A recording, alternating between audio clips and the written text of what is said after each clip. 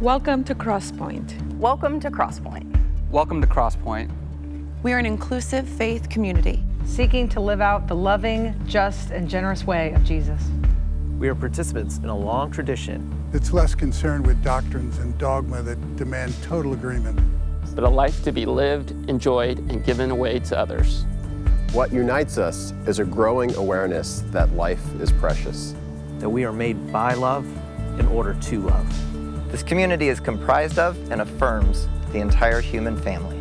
Regardless of race, age, creed, physical abilities, marital or economic status, gender identity, or sexual orientation. So, if you're curious and have come to see, if you are tired and have come to rest, if you are grateful and have come to share, if you are wounded and have come to heal, if you're joyful and have come to celebrate, if you are uprooted and have come to belong, welcome home. Welcome home. Welcome home. Welcome home.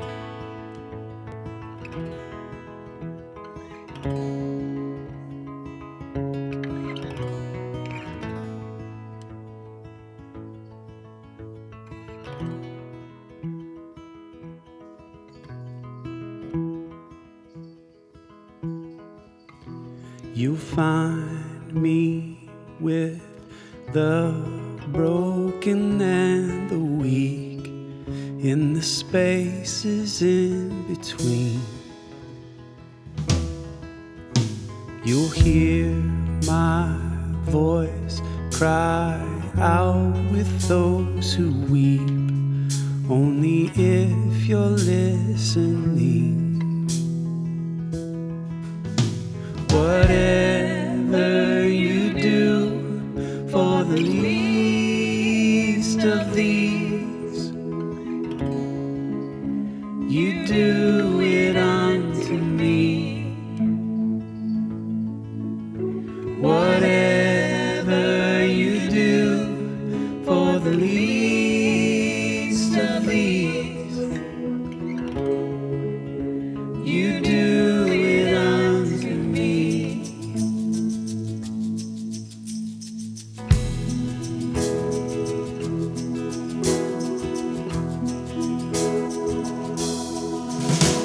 You find me with the ones without a voice, the forgotten and ignored. My blessing is on those who love the poor. Will you open up the door? Whatever you do for the least of these, you do it unto me. Whatever you do for the least of these, you do it unto me. Whatever you do for the least of these, you do it unto me.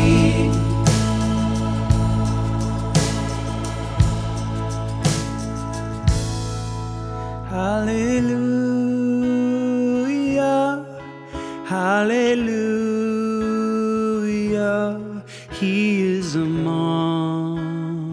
us. He is among us. Hallelujah, hallelujah. He is among us. He is among us. Hallelujah, hallelujah. He is among us. He is among us. Hallelujah, hallelujah. He is among us. He is among us.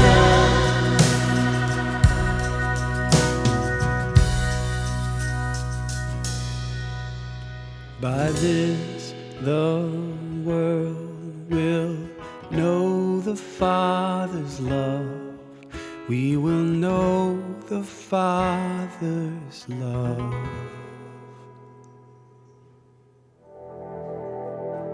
There are many ways we collaborate with each other to be the church we're called to be and to serve how we serve.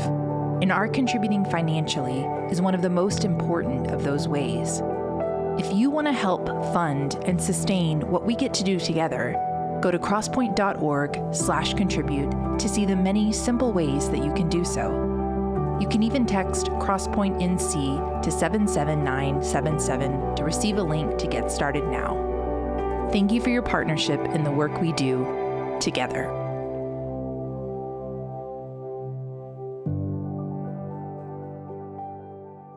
Well, as we've been talking about the last several weeks, today is our block party on campus. But for those who, because they weren't able to, or geographically it's too far away that you weren't able to attend, we still wanted to maybe take a few moments and reflect with you. So this will be short and hopefully helpful for conversation and that sort of thing. Many years ago, I was watching two people having a conversation, and during the conversation, one of them went, "Well, I believe," and then said what they believed. It was a doctrinal statement that came from a very popular Christian tradition. You would recognize it immediately. "I believe," and the other person, the second person, said, "Okay." And I don't think they were being mean or like intentionally dismissive. It just didn't leave a mark. It didn't have any impact. I don't really know what it was though, because I'm the third person. I was observing it. But the moment really was weighted for me. It was a very significant aha for me in my own journey of trying to sort out what I or any of us are supposed to do with beliefs. Because I don't know about you, but me growing up, your beliefs, that was everything. The conclusions you're coming to about, you know the list, God, Jesus, the cross, the Trinity, heaven, hell, the Bible, all of that. Like whatever conclusion you come to about that stuff and everything else was, it determined your value as a human, as a person. It determined the entirety of your eternity. I remember as a little kid hearing other kids say they believed something, and I was sort of programmed to think, oh man, they're a bad kid because of their conclusion. I don't know, maybe it was that way for you. So I'm watching these two people, and I'm seeing one person say that they believe something, as if they're saying something central not only to who they are, but what matters most in all the universe, let alone the human race. And the other person just, okay. Like the first guy had just made some random chirping sounds. In other words, the first person is putting forward beliefs, and the other person was unmoved by it. And I think the second person might be all of us. It may be deep down because it's a little frightening to admit some of these things for some of us still, but maybe for you more and more these days, it's right on the surface. Here's all the things you're supposed to believe. Okay, and if I do, well, then you'll have the right beliefs and you'll be part of us, the right belief team. Okay, and if I don't believe them, well, then you won't. Okay. I mean, when I look at the world and everything going on in the headlines on an hourly basis, I don't think it needs beliefs. I think the world might need a hand. I know I do. I don't really care what you believe. I'm hoping that you'll be kind and present and aware. So there's this quote that comes up often. We've quoted it a few times, and it's one of those. It's an arresting sort of quote. And so I thought I would, just with the short time we're going to spend this morning, quote it in its larger context. And on one level, it does sound a little maybe judgy, like an indictment, like its purpose is to verbally punish, to spank us for getting all this so wrong. I don't think that's the spirit here at all. More fundamentally, I think this quote, the thinking behind it, can serve as an aha for us. You know, there's relief, there's an invitation in it, because it diagnoses what has come to feel sort of irrelevant for a lot of us. And you know, I'm going to let the quote do its own thing, and then you determine what it means to you. I just want you to know the spirit it's being read in. It's by Robin Myers. From the book Saving Jesus from the Church. It reads, "Strangely, we have come to a moment in human history when the message of the Sermon on the Mount could indeed save us, but it can no longer be heard above the din of dueling doctrines. Consider this. There is not a single word in that sermon about what to believe, only words about what to do. It is a behavioral manifesto, not a propositional one. Yet, 3 centuries later, when the Nicene Creed became the official oath of Christendom, there was not a single word in it about what to do, only words about what to believe. Thus, the most important question we can ask in the church today concerns the object of faith itself. The earliest metaphors of the gospel speak of discipleship as transformation through an alternative community and the reversal of conventional wisdom. In much of the church today, our metaphors speak of individual salvation and the specific promises that accompany it.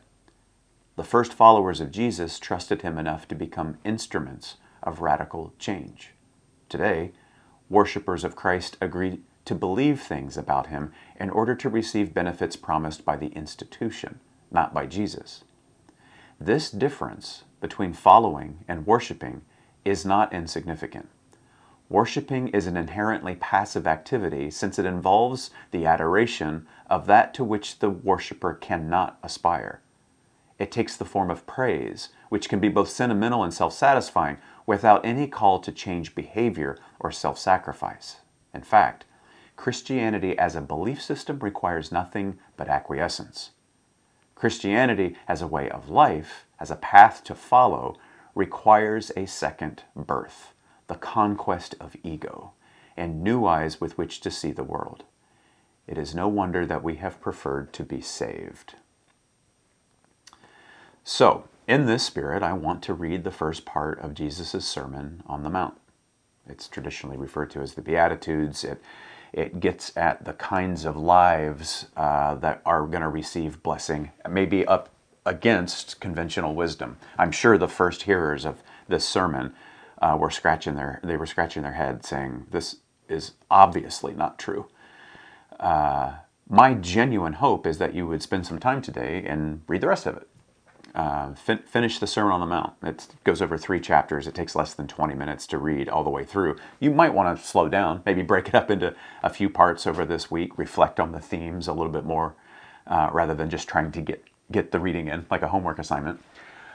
More than reading it in one moment of time or another, the real hope for you and I both is that we would continue seeing that from the very beginning, there is a life to be lived from all of this. Not a belief system to be rehearsed, defended, spread to more people to turn them into us. A way of life that elevates healing, our own hearts first, that elevates kindness, truth-speaking, in a world where, at risk of sounding like an old man here, we are in a post-truth world. But to elevate truth-speaking, gentle, honest, courageous truth-speaking, to elevate awareness and justice and wholeness and peace. From the very beginning, we've been invited into that way of being in the real world far more than into a framework of belief and right conclusion. And then staying in our own insulated corner where we believe the right things and no one else does. This is not just true of a particular church community, it's true of us as individual people. I believe, what do you believe? That's not been the point since the beginning. It is a way we share in together. So no matter where you are as you're watching today, what you know or don't know, believe or don't believe, may you and I, us all, go and be and do this way of love in the most realistic and simple and present, honest ways we can. May we go, be, and do the way of love, and then wake up tomorrow and do it again. Here's the beginning of the Sermon on the Mount. When Jesus saw the crowds, he went up the mountain, and after he sat down, his disciples came to him. And he began to speak and taught them, saying, "Blessed or fortunate are the poor in spirit, for theirs is the kingdom of heaven. Blessed are those who mourn, for they will be comforted. Blessed are the meek, for they will inherit the earth. Blessed are those who hunger and thirst for righteousness, for they will be filled. Blessed are the merciful, for they will receive mercy.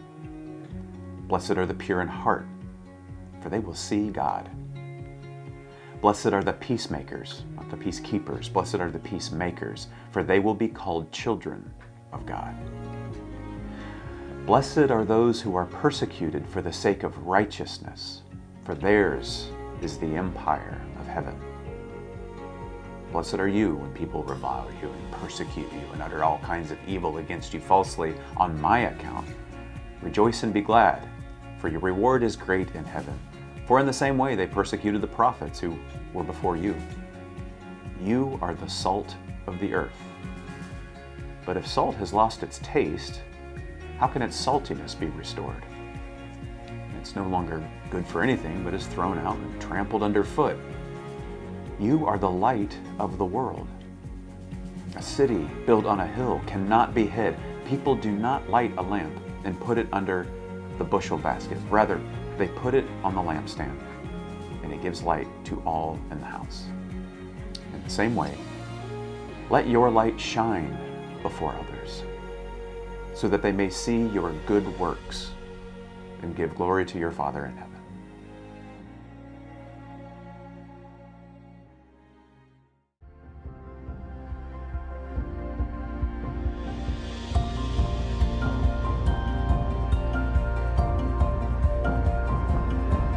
If you would like to know more or get connected to Crosspointe, go to crosspointenc.org. If you're in need of care or assistance, go to crosspointe.org/care. And welcome home.